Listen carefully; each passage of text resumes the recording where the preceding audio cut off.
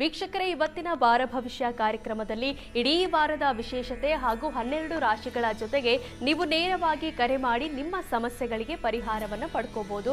ಮೊದಲಿಗೆ ಕಾರ್ಯಕ್ರಮಕ್ಕೆ ಪ್ರಾಜ್ಞರಾದ ಶ್ರೀ ಶ್ರೀಕಂಠ ಶಾಸ್ತ್ರಿಗಳನ್ನು ಸ್ವಾಗತಿಸೋಣ. ಶಾಸ್ತ್ರಿಗಳೇ, ಕಾರ್ಯಕ್ರಮಕ್ಕೆ ಸ್ವಾಗತ. ಶಾಸ್ತ್ರಿಗಳೇ, ಮೊದಲಿಗೆ ಇವತ್ತಿನ ವಾರ ಭವಿಷ್ಯ ಕಾರ್ಯಕ್ರಮವನ್ನು ಒಂದೊಳ್ಳೆ ಮಾತಿನಿಂದ ಪ್ರಾರಂಭ ಮಾಡೋದಾದ್ರೆ ವೀಕ್ಷಕರಿಗೆ ಯಾವ ಮಾತನ್ನು ತಿಳಿಸ್ಕೊಡ್ತೀರಾ? ಶ್ರೀ ಗುರುಭ್ಯೋ ನಮಃ. ಹರಿ ಓಂ. ಮೂರ್ತಿತ್ವೇ ಪರಿಕಲ್ಪಿತ ಶಶಿಭೃತೋ ವರ್ತ್ಮಾ ಪುನರ್ಜನ್ಮನ ಮಾತ್ಮೇತ್ಯಾತ್ಮವಿದಾಂ ಕೃತುಶ್ಚ ಯಜತಾಂ ಭರ್ತಾ ಅಮರ ಜ್ಯೋತಿಷಾಂ ಲೋಕಾನಾಂ ಪ್ರಳಯೋದ್ಭವ ಸ್ಥಿತಿ ವಿಭಶ್ಚಾನೇಕಧಾಯ ಶರದೌ ವಾಚನ್ನ ಸದದಾತ್ಮನೇಕ ಕಿರಣ ತ್ರೈಲೋಕ್ಯ ದೀಪೋ ರವಿಃ. ಸಮಸ್ತ ವೀಕ್ಷಕರಿಗೆ ಶುಭೋದಯ, ಶುಭ ಬೆಳಗು. ಈ ವಾರವನ್ನು ಪ್ರಾರಂಭಿಸೋಣ ಒಂದೊಳ್ಳೆಯ ಮಾತಿನಿಂದ. ಗಮನಿಸಿ, ಡಿ ವಿ ಜಿಯವರ ಕಗ್ಗ. ಹರಸುವುದೇನ ನೀವು ವರವದೇನೆಂದರಿವೆ, ಸರಿಯೆಂದು ತೋರುವುದು ನಾಳೆ ಸರಿಯುವುದೇ, ನಿರೀಕ್ಷಿಸುವುದೆಂತು ಚಿರಕಾಲನುಳ್ಳಿತನೆಂದು ಅರಿವ ದೈವವೇ ಪೊರೆಗೆ ಮಂಕುತಿಮ್ಮ ಅಂತ. ಹರಸುವುದೇನ ನೀವು, ನಾವು ಯಾವುದೋ ಒಂದನ್ನು ಬೇಡ್ಕೊಳ್ತೀವಿ, ಅದನ್ನೇ ವರ ಅಂದ್ಕೊಳ್ತೀವಿ, ಯಾವುದೋ ಒಂದನ್ನು ಇಷ್ಟಪಡ್ತೀವಿ. ಉದಾಹರಣೆಗೆ ನೀಟ್ ಎಕ್ಸಾಮು ತುಂಬ ಚೆನ್ನಾಗಿ ಪ್ರಿಪೇರ್ ಆಗಿರ್ತಾರೆ, ಇನ್ನೇನು ಬರೀಬೇಕು, ಅಷ್ಟರಲ್ಲಿ ಇನ್ನೇನೋ ಪ್ರಮಾದ ಬರುತ್ತೆ. ಯಾವುದನ್ನು ನಾವು ಒಳ್ಳೆಯದು ಅಂದ್ಕೋತೀವೋ ಅದು ಇನ್ನೇನೋ ಆಗಿಬಿಟ್ಟಿರುತ್ತೆ. ಎಷ್ಟೋ ವಿಚಾರಗಳಲ್ಲಿ, ವಿವಾಹಗಳಲ್ಲೂ ಹಾಗೆ ಆಗುತ್ತೆ. ತುಂಬ ಲಕ್ಷಗಟ್ಟಲೆ ಸಂಬಳ ಬರ್ತಾ ಇದೆ, ಒಳ್ಳೆಯ ಮನೆತನ, ಸಂಭಾವಿತರು, ಹಾಗೆ ಹೀಗೆ ಅಂದ್ಕೊಂಡು ಒಪ್ಕೊಂಡ್ರೆ ಅದು ಆದಮೇಲೆ ಗೊತ್ತಾಗುತ್ತೆ ಪ್ರಾರಬ್ಧ ಅಂತ. ಯಾವುದನ್ನು ಒಳ್ಳೆಯದು ಅಂದ್ಕೋತೀವೋ ಅದು ಒಳ್ಳೆಯದು ಆಗಿರೋದಿಲ್ಲ. ಯಾವುದನ್ನು ಎಷ್ಟೋ ಬಾರಿ ಓದೇ ಇರೋದಿಲ್ಲ, ಅಂದರೆ ಅವ್ರು ಕೆಲಸ ಮಾಡೋದಕ್ಕೂ ಓದಿರೋದಕ್ಕೂ ವ್ಯತ್ಯಾಸ ಇರೋದಿಲ್ಲ, ಬಹಳ ವ್ಯತ್ಯಾಸ ಇರುತ್ತೆ. ಅವ್ರು ತೊಗೊಂಡಿರೋದೇ ಒಂದು ಸಬ್ಜೆಕ್ಟ್ ಆಗಿರುತ್ತೆ, ಕೆಲಸ ಮಾಡ್ತಾ ಇರೋದೇ ಒಂದು ಸಬ್ಜೆಕ್ಟ್ ಮೇಲೆ ಆಗಿರುತ್ತೆ. ಆ ಸಂದರ್ಭದಲ್ಲಿ ಒಂದು ಶ್ರೇಯಸ್ಸು ಬಂದುಬಿಡುತ್ತೆ. ಹೆಂಗೆ ಸಾಧ್ಯ ಆಯಿತು ಅಂತಲೇ ಗೊತ್ತಿಲ್ಲ. ಅದೇನೋ ಭಗವಂತನ ಇಚ್ಛೆ. ಹೇಗೆ ಚಿರಕಾಲನ ಒಳ್ಳೆಯದನ್ನು ಹೇಗೆ ನಾವು ನಿರೀಕ್ಷೆ ಮಾಡೋದು? ಯಾವಾಗಲೂ ಒಳ್ಳೆಯದೇ ಆಗುತ್ತೆ ಅಂತ ಹೇಗೆ ಹೇಳೋಕ್ಕಾಗೋದಿಲ್ಲ. ಹೀಗಾಗಿ ಎಲ್ಲ ಕಾಲದಲ್ಲೂ ಒಳ್ಳೆಯದೋ ಕೆಟ್ಟದ್ದೋ ಅನ್ನೋದು ಗೊತ್ತಿರೋದು ಯಾರಿಗೆ ಅಂದರೆ ದೈವಕ್ಕೆ ಮಾತ್ರವೇ.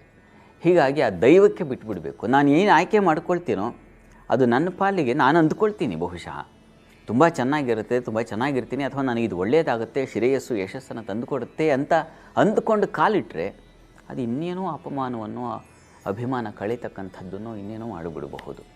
ಹೀಗೆ ಗೊತ್ತಾಗೋಲ್ಲ ನಮಗೆ ಯಾವುದು ಒಳ್ಳೆಯದು ಯಾವುದು ಕೆಟ್ಟದ್ದು ಅಂತ. ಹೀಗಾಗಿ ಅವನ ಮೇಲೆ ಭಾರ ಹಾಕಿ, ಅಪ್ಪ ನನಗೆ ಯಾವುದು ಒಳ್ಳೆಯದು ಯಾವುದು ಕೆಟ್ಟದ್ದು ಆಯ್ಕೆ ಮಾಡ್ಕೊಳ್ಳೋದಕ್ಕೆ ನೀನೇ ಯಾವುದು ಕೊಟ್ಟಿದೆಯೋ ಅದನ್ನು ಪಾಲಿಗೆ ಬಂದಿದ್ದು ಪಂಚಾಮೃತ ಅಂದ್ಕೋತೀವಲ್ಲ, ಅದು ಬಹಳ ಒಳ್ಳೆಯದು. ಹೀಗಾಗಿ ಏನು ಬಂದರೆ ಅದನ್ನು ಸ್ವೀಕರಿಸೋದಕ್ಕೆ ಸಿದ್ಧ ಇರಬೇಕು ಮನುಷ್ಯ.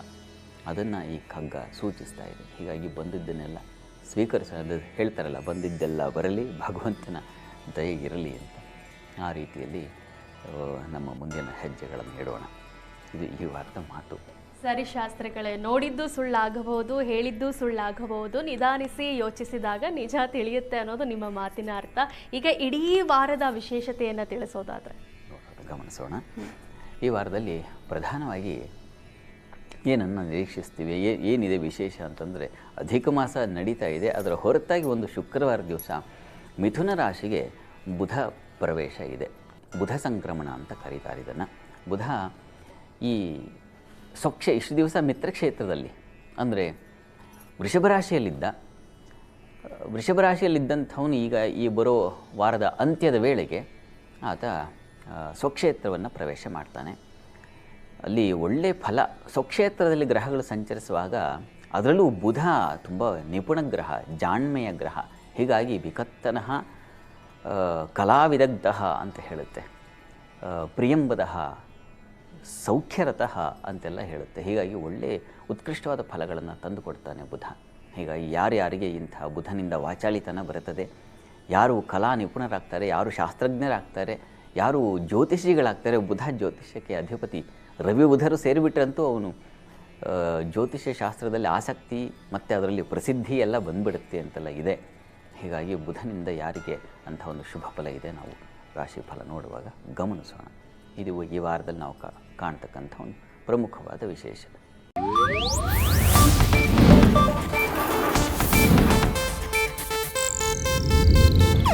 ಇದು ಏಷ್ಯಾನೆಟ್ ನ್ಯೂಸ್ ನೆಟ್ವರ್ಕ್ ಪ್ರಸ್ತುತಿ.